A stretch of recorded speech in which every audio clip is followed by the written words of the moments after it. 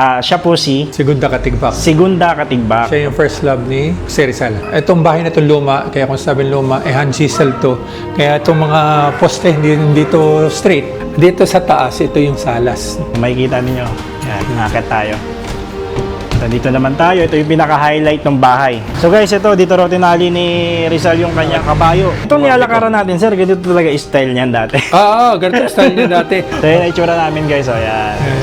Ang Lipa ay kilala bilang Coffee Capital of the Philippines dahil sa mahalagang papel nito sa industriya ng kape noong ika-19 na siglo. Sa kasagsagan ng coffee boom, naging isa ito sa mga pinakamayayamang bayan sa bansa at nakilala sa buong mundo. Ang kasaganahan dulot ng kalakalan ng kape ay nagbigay daan sa pag-unlad ng ekonomiya, pagtatayo ng mga magagarang ancestral house at paghubog sa mayamang kultura at pamana na makikita pa rin sa lungsod hanggang sa kasalukuyan. Bukod sa pagiging kilala sa industriya ng kape, matatagpuan din sa Lipa ang isa sa mga pinakamatandang simbahan sa Timog Katagalugan. Ito ay ang Metropolitan Cathedral of San Sebastian. Itinatag ang parokya noong 1605. Ang kasalukuyang gusali ng katedral ay natapos noong 1894. Kaya't ito ang tinuturing na isa sa mga pinakamahalagang pamana mula sa ika-19 na siglo. At sa harap nito ay makikita ang kahangahangang harapang bato at ang mga matatayog na kampanaryo na may natatanging disenyo na naging isa sa mga pinakakilalang palatandaan ng Lipa City. Ang kagandang istruktura nito ay higit pang makikita sa mga detaleng arkitektural na sumasailalim sa mayayamang kasaysayan at pananampalataya ng mga Lipenyo.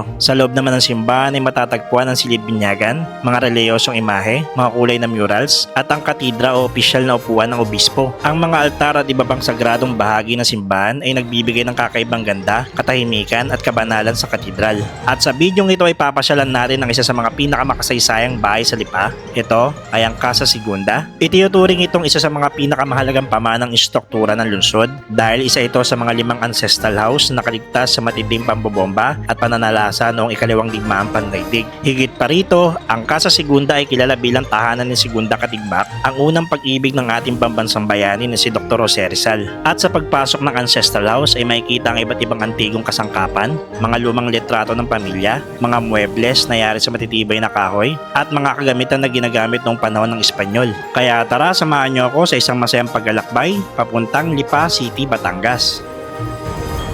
Good afternoon guys, this is Kuya Mario once again at welcome back po muli sa ating panibagong paglalakbay at pagtuklas.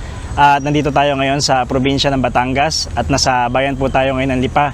At kung mapapansin natin, merong napakataas na tore dito at ang nasa likod po natin, ito pong simbahan po ng Metropolitan Cathedral of San Sebastian. Ayan, napakataas po niyan guys, no? So, i-explore rin po natin ang bayan po ng Batangas at meron po tayong pupuntahan, no? Pero bago yon, papasok muna tayo dito sa kanilang napakagandang simbahan at alamin natin kung ano ba yung makikita natin, no? Dito sa may labas, makikita natin dito, napakalawak ng kanilang parking space, no? At nagpark lang tayo dun sa may gilid, yan. Ayan yung ating motor nandiyan dyan. At ngayon ay tanghalian, alas 12, no? Tumutunog na yung kampana, pero makikita natin dito sa may harapan ang napakalaking simbahan ng Lipa Church. Dito pa lang sa may harapan makikita natin yung instruktura ng simbahan ay parang na-restore na pinturahan na uli. Pero ang laki talaga niya pag nandito kayo sa may harapan ng simbahan. Ayan, no. Lapitan muna natin yung historical marker nandito sa may gilid bago tayo pumasok doon sa may loob ng simbahan.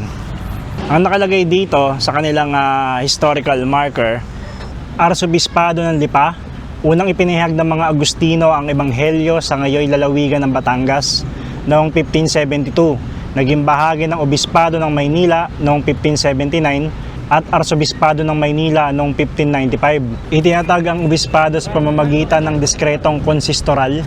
So yun, at medyo mahirap bigkasin yung kanilang historical marker. Pero yan yung kanilang historical marker dito, no, nagsasaad ng history nung simbahan. So pasukin natin yung loob ng Lipa Church.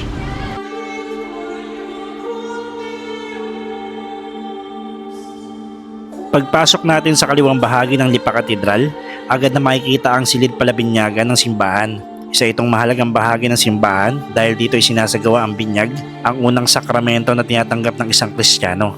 Dito nagsisimula ang spiritual na paglalakbay ng isang mananampalataya bilang simbolo ng bagong buhay at pagtanggap sa pananampalatayang Kristiyano. Tahimik at payapa ang paligid, kaya mas mararamdaman ang banal at makasaysayang kahalagaan ng lugar na ito.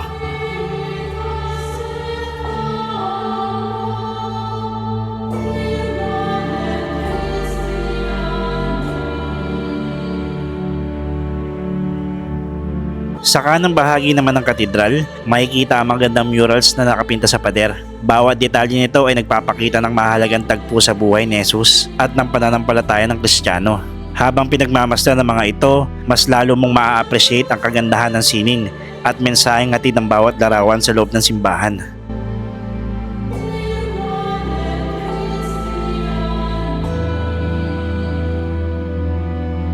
Kasunod naman nito ay mga imahe ng mga santo. Makikita rito ang iba't ibang banal na kinikilala at dinarayo ng maraming deboto. Ang bawat imahe ay sumisimbolo ng pananampalataya, pag-asa at gabay na patuloy na nagbibigay inspirasyon sa mga taong bumibisita sa simbahan. Mayroon din maliit na bahagi para sa dasalan kung saan makikita ang mga taong taimtim na nagdarasal. Dito mo mararamdaman ang tunay na kahalagan ng simbahan bilang lugar ng kapayapaan at pakikipag-usap sa Diyos.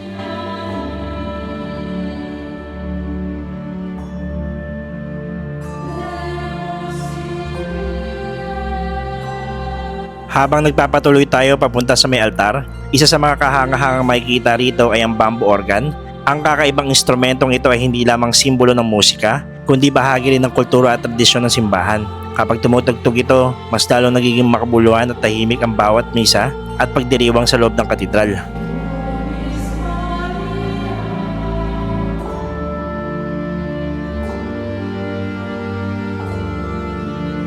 At pagdating natin sa pinakaharap ng simbahan, makikita rin dito ang mismong altar na siyang sentro ng bawat banal na misa. Kapansin-pansin din ang upuan ng obispo na matatagpuan malapit sa altar, simbolo ng pamumuno at gabay ng simbahang katolika sa mga mananampalataya. Ang simpleng disenyo nito ay nagbibigay ng mas lalong banal at marangal na dating sa buong paligid.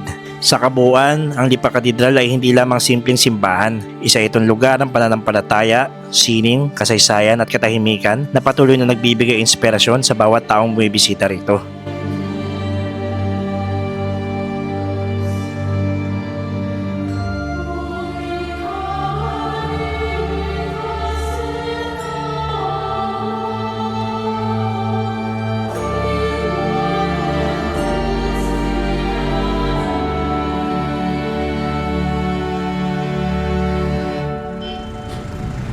Okay guys, nakalabas na tayo ng simbahan ng Lipa, no?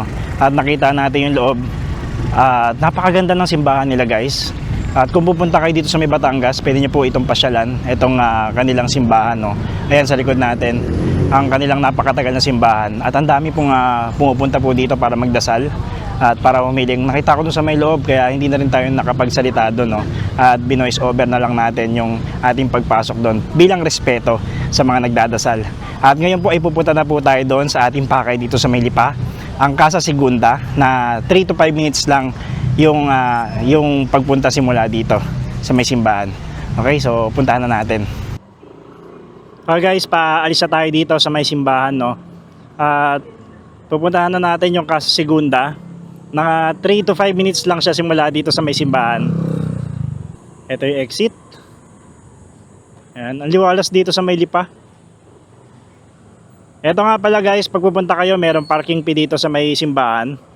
Bali, ang babayaran natin dito is 20 pesos. First 2 hours. 10 lang. 10 pesos lang. Okay na pa. Thank you. Yan, pag pupunta kayo dito, nakamotor, 10 pesos lang. Pero kung kotse, nakalagay doon, 20 pesos. Sa paglabas natin dito, mayroong McDonald's, kakanan tayo dito. Tapos dito lang sa may kanto, sa may tapat ng Watson, kaya pakanan niya tayo uli. Dito sa, ano na to, papasok na to. Pansin ko dito sa Lipa, ang daming estudyante.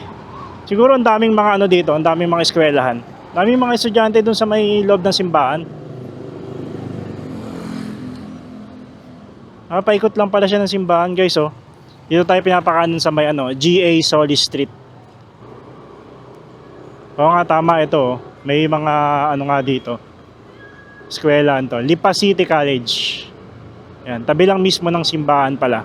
Kaya pala yung mga estudyante doon, nagdarasal sila. Ganda dito sa Lipa, no? Ngayon lang ako nakapunta dito guys, sa Lipa. Tapos parang ang lamig ng klima dito. Napansin ko. Kahit natirik yung araw, parang malamig yung klima. Dito sa may kanan. Kaya pakanan tayo. Manalo Street. Manalo Street. Ayan. Oh, may mga ancestral na rin pala dito guys, oh. Ayan, oh. Sa left side natin. Mga old house. Pero mga ano siya, parang nirepaint na rin yung ano nila. Yung labas ng bahay. So, diretso pa tayo. Malapit na tayo. Halos malapit na lang pala talaga dito, no? Sa may, ano, simbahan. Parang umikot lang tayo.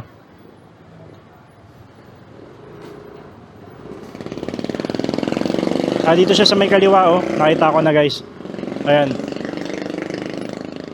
Ito. Ay, wow. Napakaluma na talaga. Casa de Segunda. Okay, guys. Bali, dumating nga tayo dito sa Casa Segunda, no? Dito lang tayo nagpark sa may gilid. Ayan. Tapos, ito yung kanilang arko. Ang nakalagay dito, Casa Segunda. At kung mapapansin natin dito sa may kanilang, ano, yung gate nila kahoy, ano? Ayan, guys, oh. Ibig sabihin nito, napakatagal na nito, 1880. Fight ngayon yung bahay. Tapos dito sa may right side, makikita natin dito yung historical marker ng bahay. Ito, basahin natin. Luz Katigbak Ancestral House. This is a heritage house pursuant to Board Resolution Number 4, Series of 1996 of National Historical Institute of the Republic of the Philippines. So yan yung nakasulat dito sa kanilang historical marker. At kung mapapansin natin, yan, sa may taas to, kikita ninyo, ang luma ng bahay. Tapos yung mga kapis window niya, makikita na natin dito, no? So, ito yung papasok sa kanilang bahay. Pasukin natin. So guys, yan, papasok na tayo. Sasarado lang Sir Gary yung ano, yung gate. Ayan. Ganyan. So, ito yung papasok dito sa may loob. Yan. So, dito, Sir Gary, parang napansin ko, no, sa may harapan, meron ng fountain agad, no? Oo.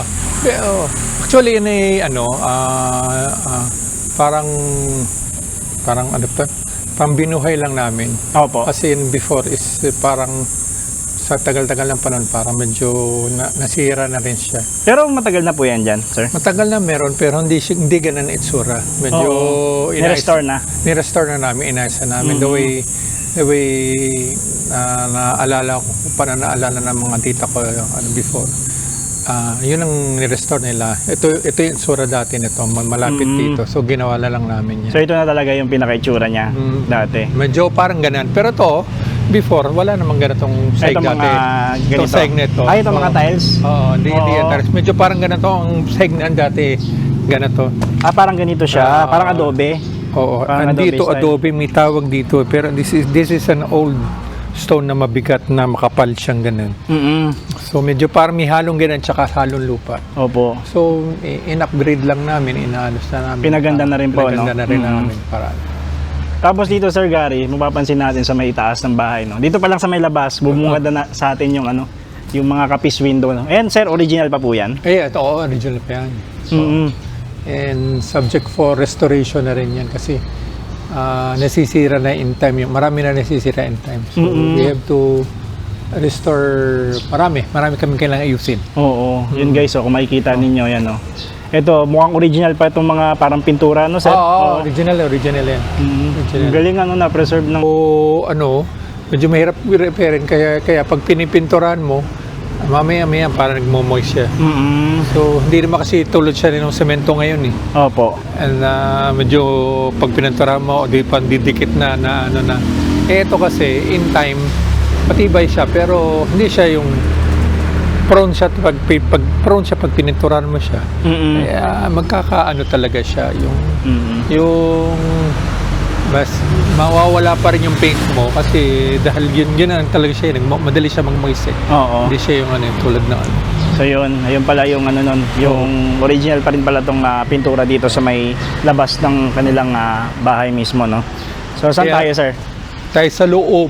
Pero Okay. ito yung labas. Opo. Yung bahay bali 80% na intact yung bahay 80%. 80% intact pa rin yung bahay, no? Hanggang doon sa may taas, yung parang terrace na yan, Sir. Yung terrace niyan, medyo yan tutuusin, open yan hanggang doon sa kabila. Opo. Oo, kasi kaya namin nadugtungan doon ng parang may bubong na gano'n. Dahil noon walang CR. Opo. So we have to put comfort room doon sa side na yan. Pero yung mga loop, medyo yung mga seg-seg niya, medyo na restore na rin namin. Kasi partially, siya Yung parang iba na yung seg dati eh. So napalitan na namin yung seg nito. Okay. Tsaka yung porcelain portion na to, inayos na rin namin. Kasi nasira din to nung gera eh. Ito sir. Oo, yung pababang iyan. 1940s mga ganun. Oo. Oo, basta nasira siya nung 1940s kasi Panahon ng hapon pala, no? parang ng Hapon at saka yung dumating ng Amerikana, binomba niya lahat ng Dito sa may lipa. lipa o. Kaya Buti hindi nasira yung buong structure ng bahay. yun no? na, luckily na andito pa yung structure ng bahay. So halos lahat ng bahay dito nasira, ililimang bahay na natira. 5 pirasong bahay lang. 5 lumang Isa to bahay. sa mga 5 bahay, sir. Ito isa sa lumang bahay, tapos yung tatlo, wala na, commercial na rin sila yun eh. Oo. So dadalawa na lang kami yung punta doon sa Carmel. Parang may nakita ko doon sa may kanto. Yan, doon sa may pada doon. Opo. Yun. Sir Gary, napansin ko dito sa may left side natin, siya po si Segunda Katigbak. Segunda Katigbak. Siya yung first love ni Jose Rizal. Siya po yung first love ni Jose Rizal. Opo. So ayan guys, so makikita natin dito yung original po itong larawan. Yes, galing yan sa National Historical Commission Library Collection. So, nakakuha kami. Hindi ko lang kung saan niya kinuhanan, pero hindi yun dito. Hindi dito po itong picture na to. So guys, ito makita natin, no. Picture niya. Ito yung original daw na mukha ni Segunda Katigbak. Ayan, na first love po ni Jose Rizal. So yun sir, kwentuhan niyo naman po kami about po dito sa kanilang love story, no. Ni Rizal. Shortly. Bali, nagpangitan sila sa La Concordia. Opo. Because yung sister ni Rizal napasok doon sa La Concordia and Segunda Katigbak doon din siya pumapasok. Opo. So anong dinalaw ni Rizal yung kanyang sister si Olympia, nakita niya si Segunda Katigbak. Na-love at first sight siya doon. Doon po sa may Manila po yan, no? Doon nag-aral yung I kapatid. think La Concordia is La Consolacion ngayon. Ayun. Yung tapat ng Holy Spirit. So, doon sila doon sila nagpangita, doon sila nagkagustuhan, and doon sila nagkameron ng communication ni Rizal. Doon ni Rizal pinagtapat ng kanyang pag-ibig, doon niya Pero, Segunda Katigbak was already engaged to Manuel Luz. Sino po si Manuel Luz? Si Manuel Luz is a prominent Lepeño also. Opo. And parang tiyo rin ata siya, tiyo niya. And doon sila nagkatuluyan. So, kaya yung love life ni Rizal at first medyo nabigo siya kasi engaged na siya doon sa In Lepeños before, made it that way na sila lang ang magkakaasawa, kaya kami mga ganon. Oo. So, ibig sabihin si Manuel Luz, taga-Lipa talaga siya? Taga-Lipa lang siya. Ang mga Lipa-Lipan before, ay nilang gusto nila, sila lang kasi hindi masapagmayabang, sila ay mayaman. Opo. They have a glorious and luxurious life before. So, gusto nila sila. Meron pong picture, sir, si Manuel Luz. Pwede natin makita. Ito. Dito, yan si Manuel Luz. Sila yung medyo maedad na, tsaka Segunda Katigbak. Lapitan ko, sir. Ayan. Opo. So guys, ito si Segunda Katigbak, nung sa kaliwa. Tapos si Manuel Luz, yung kanyang asawa, yan nasa kanan. Bali, ito pala ay tubong taga-Lipa. Taga-Lipa talaga siya. Taga-Lipa Mga Luz talaga. family. Actually, we have, yun nga tulad dito, sa yung mahabang yan, we have the Katigbak clan, tsaka Ito po. the Luz clan. Itong mahabang ito. Ito po. Ito Katigbak clan. Ito naman yung Luz clan. So yan, nakatala pala dito, no? Sir Gary, Pati doon sa kabila naman yung Luz. Sa yun, doon. Sa Bali ito, Sir Gary, ilan po silang anak ni Actually, ni Luz? hindi ko alam kung 13 sila, pero namatay ay 3, kaya naging 9. Bali siyam. 12 ata. Alam ko may 3 namatay na kapatid pa siya eh. Okay. So ang dami pala nila, Sir Gary, no? Pero mga namatay at birth yun. Pero ito na lang naging 9 na anak niya. Ito po siyam. So, ito lahat nandito. Ito yung mga medyo, dito, sa Katigbak Luz. Ito ang Katigbak Luz. Yan ang Lola ninyo? Oo, lola. Diyan kayo galing, sir, kay Pas? Sa generation. Sa generation ni Pas. Ito yung first, ito yung second generation na ito. So, third, fourth, fifth, Bali, ito po, guys, yung kanilang first generation. Ayan, nasa baba. Tapos yung second generation, itong nasa... Hindi. Ito naman, pinaganda lang nito. Okay. Pero ito rin yan. Ito rin yan, nasa Isa baba. lang, oo. Parehas lang. Okay. Hinayos lang namin yan. Okay. So yung museum na ano. At ito si Carlo Katigbak is also of ABS, is also a part of the generation of Carlo Katigbak po ng ABS-CBN. So maraming achievers kami dito na Opo. nakikita mo sa loob din pag aakyat sa Oo. Tara sir, i-explore natin yung loob. So yun guys. ito yung ito yung bastonero. ito. Ito yung bastonero. Bastonero, sir. Naglalagay kami ng cane at saka sombrero ron. Ito sir, original pa rin po ito. Yes, yung bastonero is original. Ang mga laman lang hindi. Kaya sira-sira na Itong siya. patungan sir, original Grabe guys, original pa yung baston. So, yun, marami nasisira na. And the house is built, sabi namin itong bahay na bato. Pattern siya sa bahay kubo, kaya malalaking bintana. Okay. So, noong nakita ng Spain, sabi niya, ay, sige, gawa tayo ng bahay sa medyo gusto nila. Oo. So, kaya ang galing nga ng architecture before mixture of bahay na bato. So, yung baba is made of bato. Oo. Sa taas made of Kahoy. Oo. Ito sir, itong chandelier na to. Original din yan, ano? Di naman ata, pero matagal na siya. Matagal na rin ito. Oo. Kasi napansin ko parang lumang-luma na eh. Luma-luma na siya. Oo. I think mga 19th o late 1900s, mga ganun. So, yan na yan, no? Itong bahay na itong luma, kaya kung sabihin luma, hand chisel to. Kaya itong mga poste, hindi to straight. Tagi-tagilid, di ba? Oo Kasi nga, kamay lang gawa niyan, kamay lang eh. Tsaka yung sa taas, kung makikita mo yung patong lang, dati walang pako eh. So yan, ayan sir, yung nandiyan dyan sa may ito, Oo. Dati, yung mga original na po yan. original. Yan ay patong lang dati before. In time, siya pinalalagyan na namin ng parang pako. Pero before, nakapatong lang yan. Oo, ay ganun. Nakapatong lang. Ganun yung mga bahay noon. Oo. So tara. So ito sir, ito original pa rin to, no? Ito original. Ito talaga. Itong nilalakaran ninyo. So yun guys, original pa rin, oh. Ayan, oh. So, Mature akit pa tayo yan. sa may taas. Ayan, tignan natin. Itong mga nilalakaran mo is galing pang abroad yan eh. Ay, ito po. Oo. Ano pong tawag dito, sir, sa ano na to? Chuka. Pero alam ko, yung may nagsabi sa amin, ito yung mga before na, tapos nung wala na sila makuha sa abroad, nagawa sila, doon ata nag-evolve yung machuka ata. Machuka tiles. Tiles. Oo. So, yun guys, machuka before, tiles din pala ito, ito. original pa yan. Baka hindi pa yung machuka yan or something na lang. So, ito naman yung komedor namin. Ito ang komedor. Oo. Okay. Ito yung collection nila, pinako-collect nila sa Europe. Tsaka ito yung China wares. Pag Ang komedor, sir, ito po yung dining area, di ba? Ayun. May komedor ang tawag nila. Ayun, komedor. So, ito. So ito, sir, original pa rin po ito. Itong mga cabinet na to. Maluma sila, pero hindi siya yung katagalan pa. Oo. Pero mga luma pa rin. So yun Yan guys, yung mga galing sa mga gamit na mga tita ko na before na naipon nila. So Nilagay na when dito. they restored the house, binalik nila dito. Display. Pinabalik nila yung mga gamit. Maliliit yung ano, sir, mga baso, no? Oo. Yan yung ito naman yung thermos before, tacho, tapos ito yung bahilyera.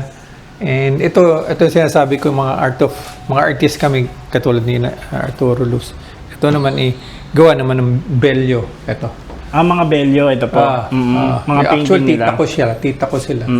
And mayroon din sila mga displays sa iba sa hotel sa may banda Manila, nakalimutan ko.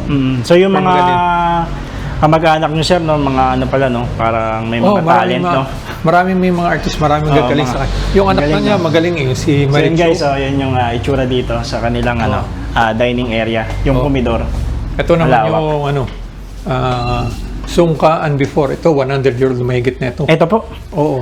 Ganun itsura ng sungka ngayon, kalit-liit na ngayon, di ba? Oo, ngayon, parang ano siya, no? Parang bangka naman ito, no? Tapos yung mga shells pang ginagamit natin before dyan. Pero ang bigat nito, sir, no? Oo, bigat yan. Ganon yung sungka, no? At Pero ito naman yung mga plancha original. before. Plancha prensa. Ito pong plancha. Lalagyan nila ng kahoy dito, tapos coal dito. Oo. So yan. Ito naman yung Etroswelo. Entresuelo. Oo, ito yung office ni Manuel Luz. Ito po. Oo. So, dati-dati hindi namin pero we come up to the historical facts of Lipa at saka mga pinakilala namin dito yung mga great men, distinguishment of the heroes of Lipa na hindi alam ng Lipeños. Continuous ang research namin dito. Katulad na rin, ito mo, si Lauro de Mayunga, Brigido Marada, Aguilera Solis. Sila parang katulad din sila na ipaglaban sa mga Kastila before through writing. Lauro de Mayuga. Hindi yan kilala. Hindi natin nadadapuan sa historian. Pero ito mga nakipaglaban sila tapos ang ginawa nga ng dito ng mga Hapon, ng mga Kastila pala ginawa dito ang mga Spaniards. Di ba? Namatay siya ng para isang martyr. Siya pinatay siya na walang trial. Ari naman. Tapos pinatay na lang pala siya, no? Oo, eto naman. Ganon din siya, mga kasama ng Brigido Indios Morada. Bravos, Brigido Morada. Siya, para siya tumahimik, tinapos siya sa Northern Africa. Oo. At para doon siya mamatay. Grabe, no? Mga ganon. Yan, mga haters yan. Katulad yan, ito naman, mga distinguished man, si Jose Luz, nung 18th century dumating yung coffee, siya yung coffee magnate. Tsaka siya yung poet and philanthropist. So, sa kanya galing yung mga kape. Oo. Kaya siya pa nagmamanage kasi siya nagmamanage ng kape ng mga bilhin dito ng kape. So, ibig sabihin, sir, siya po yung original na gumagawa ng kape dito parang sila kasama siya sa mga Jose original. Luz. Oo, kasama siya. So, ito naman si Manuel Luz, siya yung asawa niya, no? Siya naman ay naging spiya ng mga Pilipino. Laban sa mga Kastila. Yung mga nakipaglaban niya. Ito, sinasabi ko, si Petronio Katigbak, City of Manila engineer siya. Isa yung Rizal Park, Burnham Park. Siya yung gumawa nun. Jones Bridge. Isa pang bagay, na humubog sa karakter ni Rizal, si Baldomero Luz Rojas, pioneer of Philippine medicine. Siya nagbigay nag-ayos ng dokumento ni Rizal para siya maging doktor. Si Baldomero. Siya nagbigay ng license kay Rizal para maging doktor. Di ka din gagamot siya ng mata. Tagal di pa rin pala, no? Ito na ng Lipa before. Yan, pang itsura ng Lipa. Yan, timo. Wow. Ang ganda. Ang ganda, no? Malaki yan siya. Tapos yan, abot hanggang dulo yan. Kumbaga, ang kalye real na tinatawag, ito yung CM Recto. So, ito yung mga maliliit na kalye. Pamatlo sa dulo, yung isang bahay na hanggang doon sa dulo, hanggang dito sa kanto, isang bahay. Papasok dito sa loob, ganun kalalaki. Ang ganda ng mga tiles, no? Oo. Ganun Grabe, siya. Ito yung sample ng bahay na Solis na may isang lamesa na can occupy 100 guests. So, ito na lang ang natitira, tsaka kami na bahay. Ayan na lang po. Doon po ang Carmel. Dito sa taas, ito yung salas. Salas. Okay. Di ba sinabi ko yung bahay sa baba is made of batod. Sa taas naman, made Puro of wood. kahoy. Wood. So ito, Sir Gary, is 100% pa rin. Ito pa rin yung ano. Yan na yun.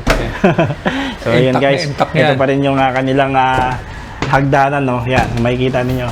Yan, nakakit tayo. So dito naman tayo, ito yung pinaka-highlight ng bahay nila Sir Gary. So before yan, katulad yung sinasabing pinatar sa bahay na malalaki ang bintana, maluluwa. Malalaki nga ang bintana, sir. Diba? Ano? I mean, Tsaka tagusan yung mga dito. Tagusan yung mga hangin. yan. Ano pa po makikita natin dito, Ito sir? naman yung chess table na si Jose Rizal at si Manuel sila naglaro. Dito po mismo. Kaya si Rizal, pumupunta pa rin dito.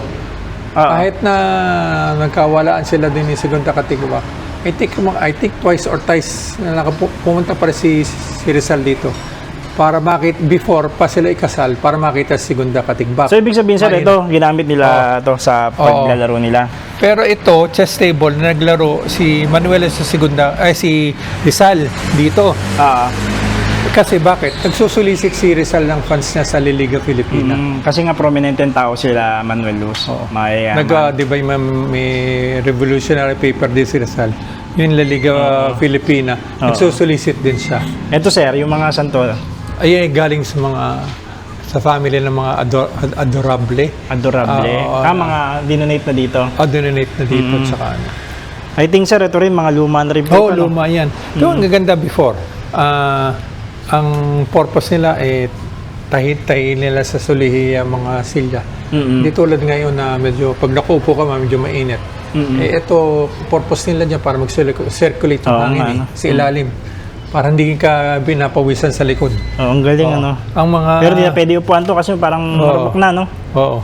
Ayan, tsaka itong mga berandilya yan, na-open yan, ilalim yan. Ang galing, Para no? pumasok din ang hangin. Hangin. At saka, ang purpose talaga niyan kalimitan ay sa bata, para hindi na Para hindi... nasisilip na ng bata yung labas. okay. Kaya meron din yan dyan sa tagiliran, Oo. para pag dumadaan yung precision, tsaka mga parada, kita ng mga bata dyan. Sir, may napansin ako doon Ano kanyang bahay yun? Bahay ni Carlo yan, cousin ko. So, that's an old house sa Alitagtag na Okay. Binoy ulit dyan. Pero may nakatira pa dyan? May nakatira. May nakatira. So, lumang bahay din siya na pinaturn lang dito sa ano. Oo. So, itong Alagaw tree, ayan yung puno na tinali ni Rizal yung kabayo niya dyan.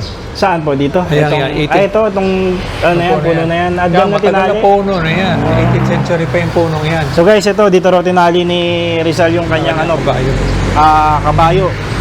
Yan sa puno na yan, na Alagaw tree. Alagaw. Yung dahon niyan inilalagat gamot sa ubo. So ito pala yung saksi, no, sir? Ano?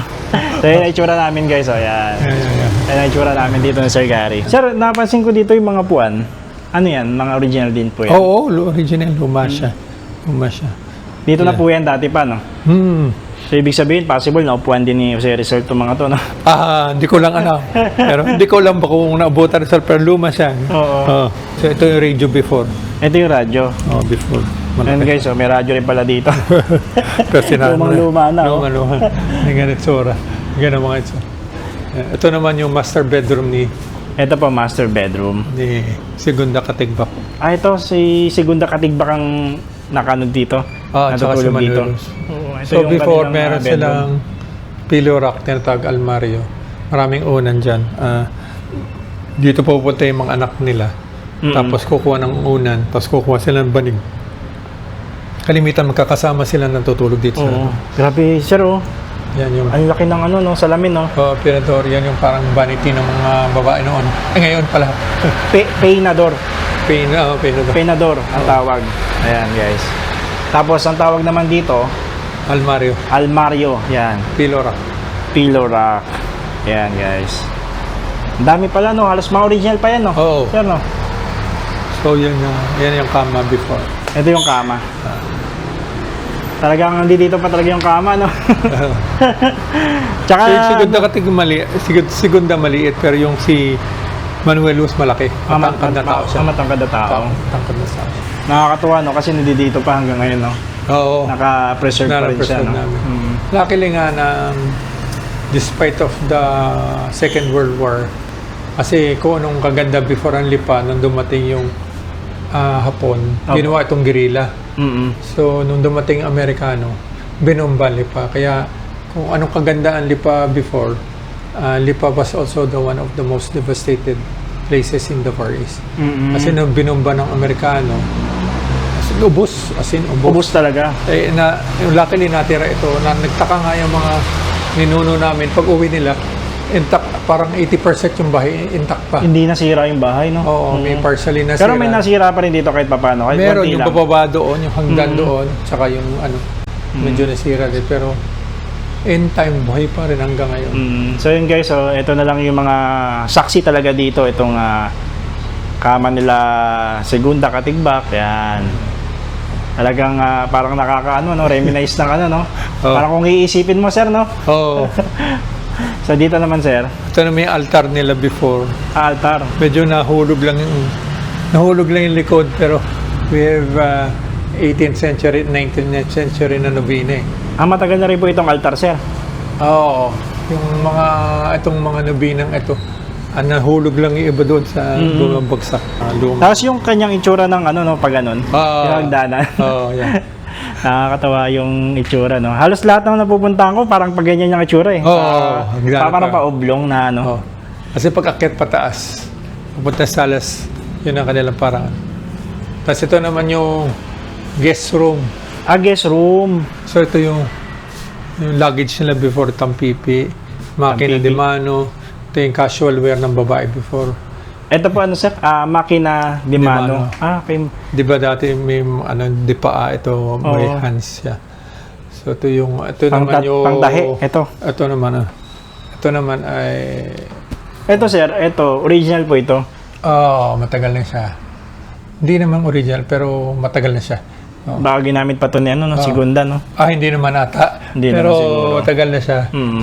Ito yung casual lang, parang ganun lang. Mm-mm. Tapos dito sir, tampipi. Yan. Saka mga rocking. Bayong. Parang bayong to. Ayan, ginagamit nila. Papuntang Europe. Ganun, Parang sa pelikula, no? papunta sa Nung Spain, una, no? Yan ang ginagamit nila. Kaya ang itsura. Yan. Ito ay walang kutsyon noon. Minsan natutulog lang akong cousins dito. Kaya may kutsyon siya. Pwede pa tulugan ngayon. Siya nahiga dyan. Tsaka kung mapapansin mo dito, sir, napakaliwalas talaga, no? Kasi pagtingin mo dito sa labas, makikita mo na dito yung mga puno.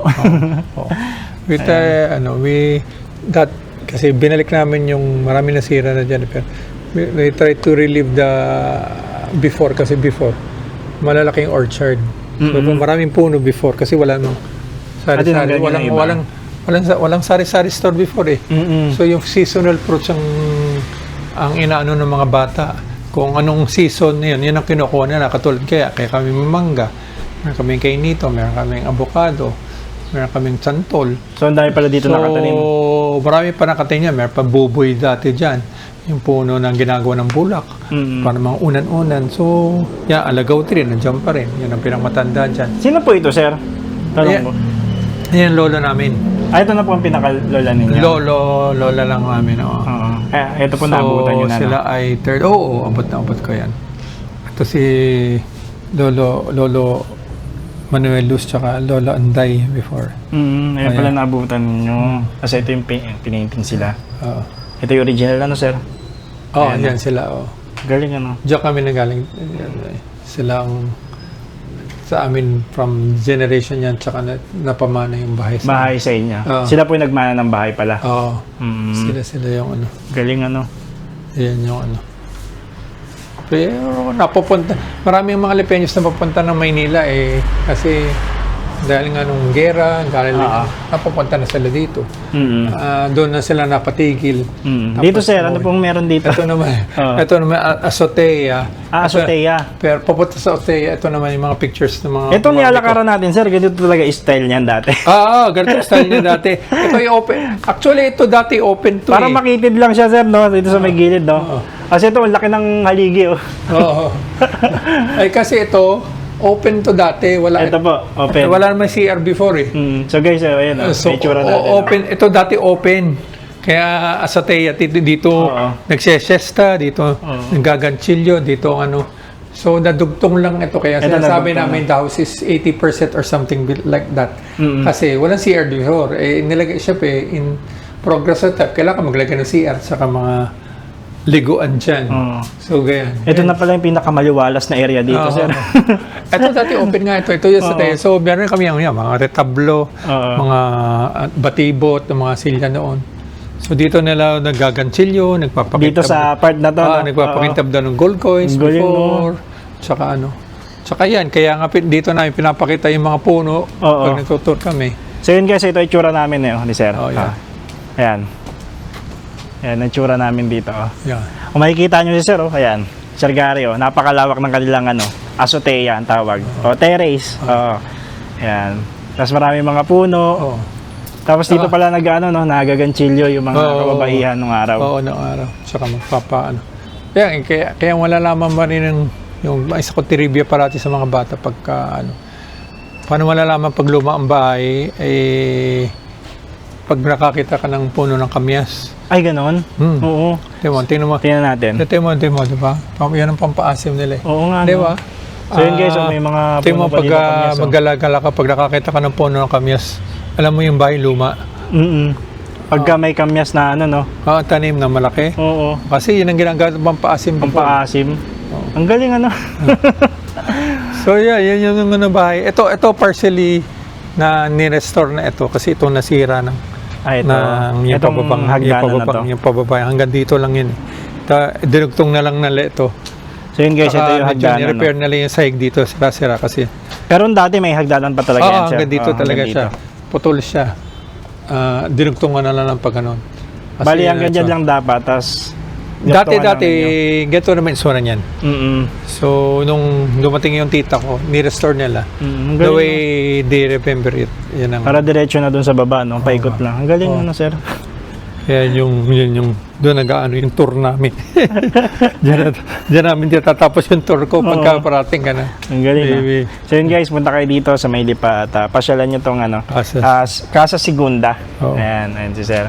So sir, maraming salamat Oo. po sa ano sa mga information na binigay ninyo sa amin. O baka may sasabihin pa kayo sir sa mga viewers natin.